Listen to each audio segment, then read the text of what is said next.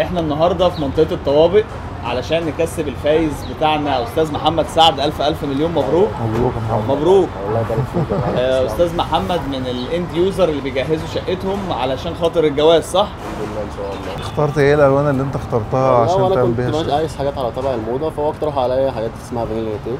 فانيلا اللون لاتيه. عجبني بصراحه، لما عملته طلع فوق الروعه. ايه الخامات اللي انت اشتريتها؟ اشتريت النص العمى 1000 جنيه. حلو قوي.